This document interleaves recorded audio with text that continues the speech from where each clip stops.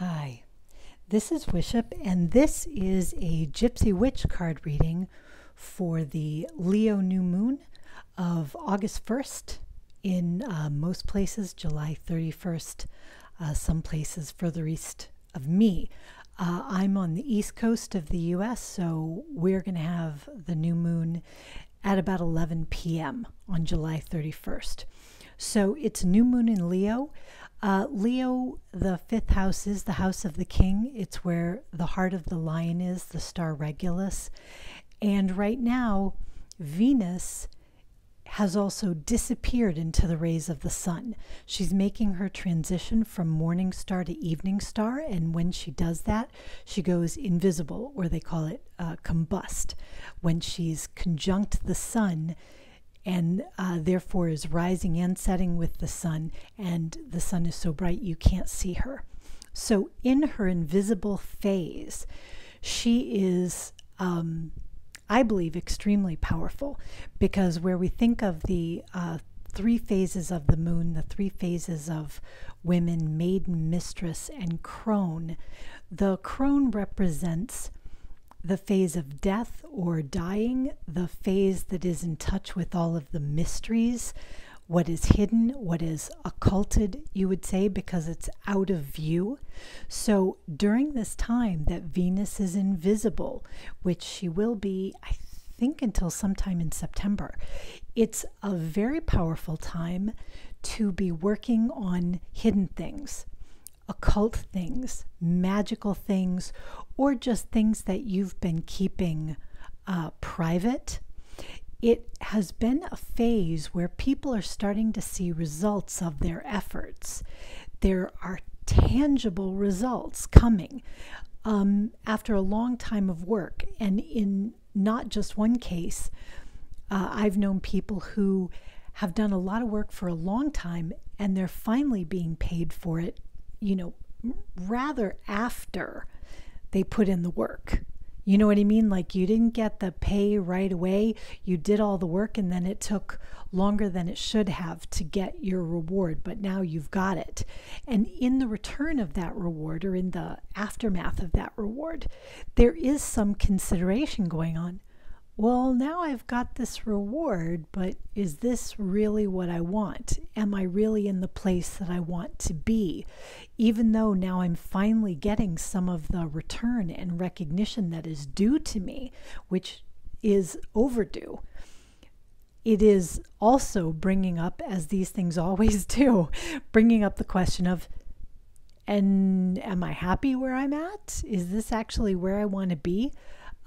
Now that I've got the crown, do I want to rule this country, so to speak? Kind of that sort of an idea.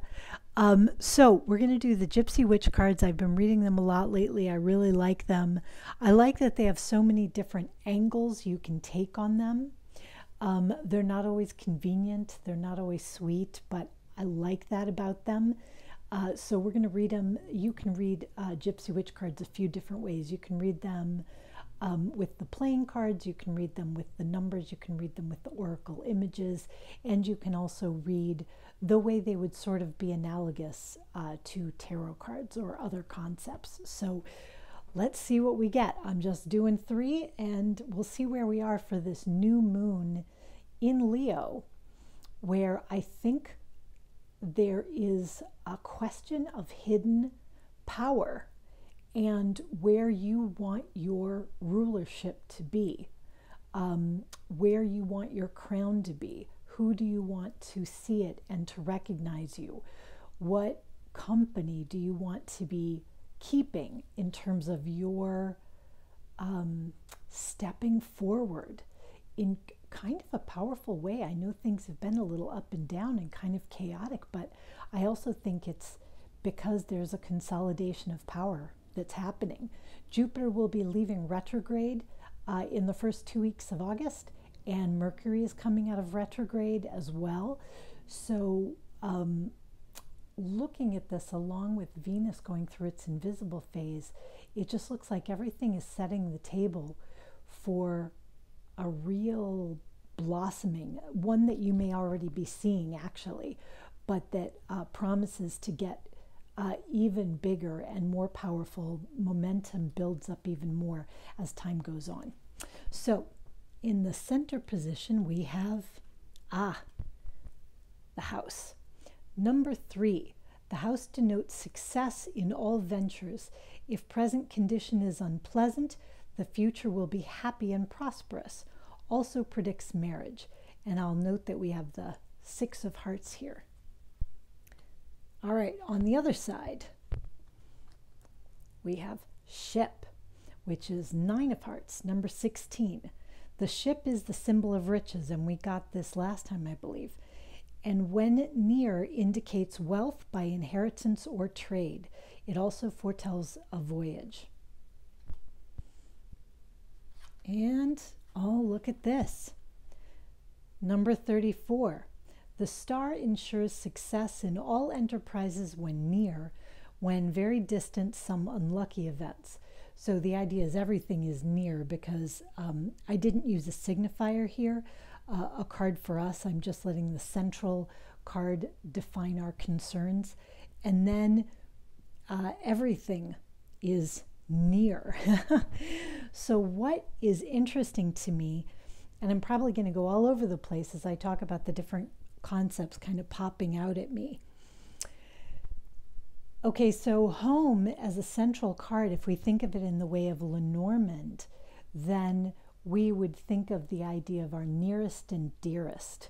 What surrounds you? What is in your daily environment? And with 6 of hearts, it makes me think of heart-to-heart matters, confidences, intimate acquaintances, this kind of thing.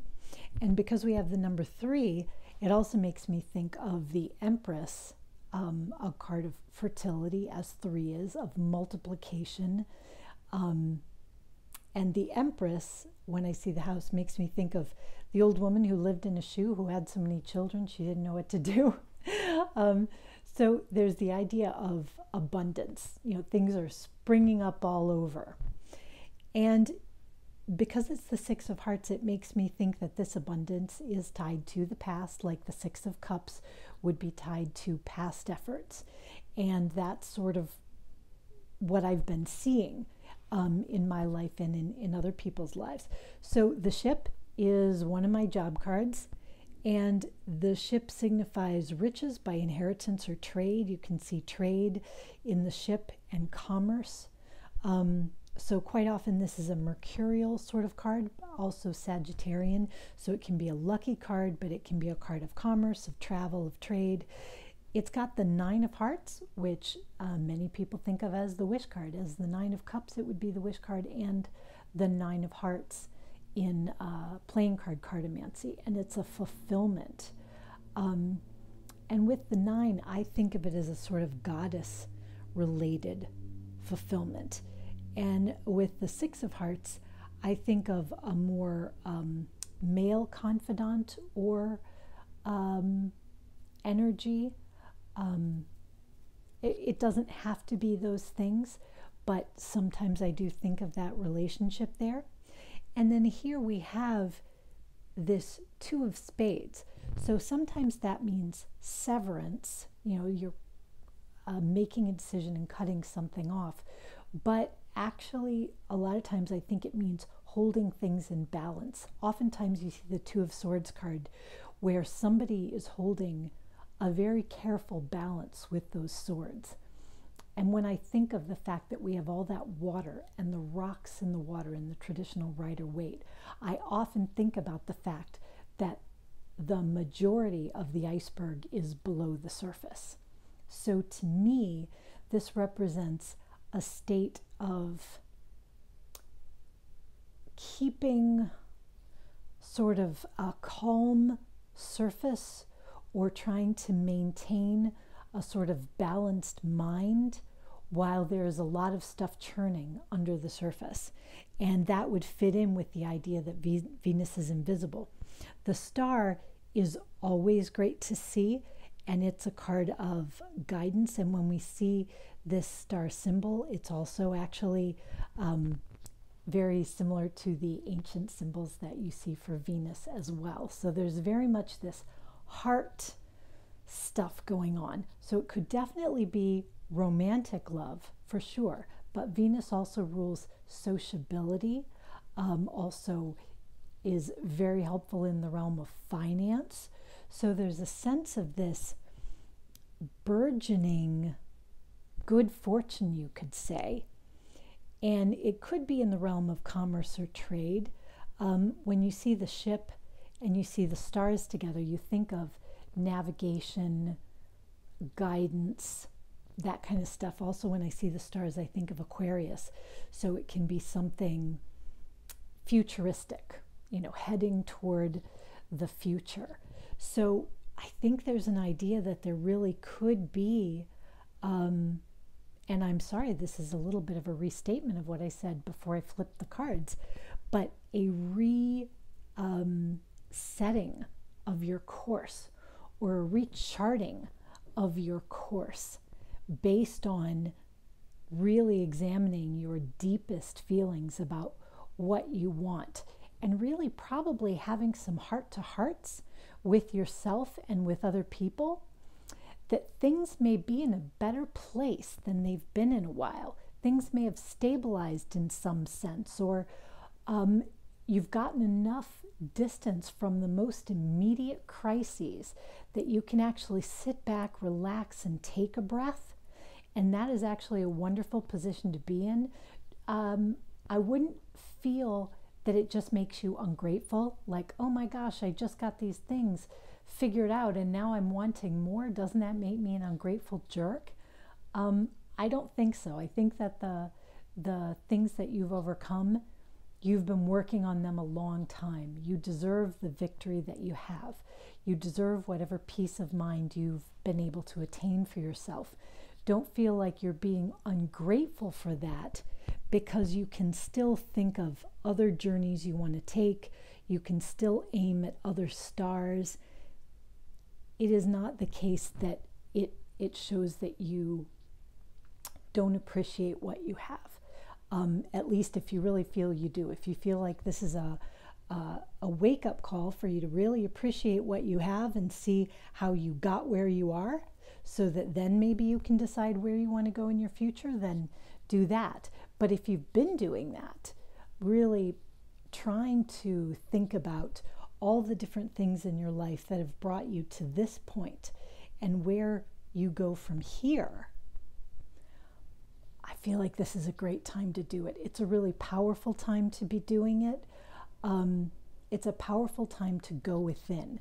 And I would advise you, or just a suggestion, maybe advice is strong, but just a suggestion, if you have any what I would call magical methods that you use for that, whether you like to consult astrology or do divination with the cards yourself, or you like to use a pendulum, or maybe you prayerfully consult your ancestors. Ancestors are flying around this time of year.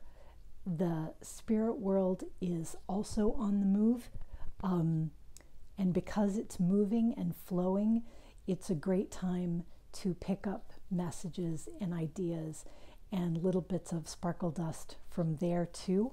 So if there are any methods that you use that you think of as magical, or maybe just spiritual, affirmations, intentions, you set candles, you make wishes, you create a vision board, any of that stuff that helps you define your direction and puts a little bit of a magical signature on it. Maybe you do sigil work, or you do automatic writing or journaling.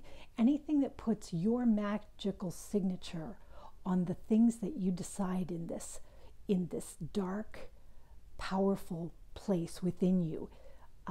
When you decide what's important, put your magical signature on it, because it looks like a great time to be grateful for what you have. But yeah, that doesn't mean you have to stay forever. You can be looking at your next move, and it sure looks like you're being encouraged to do so.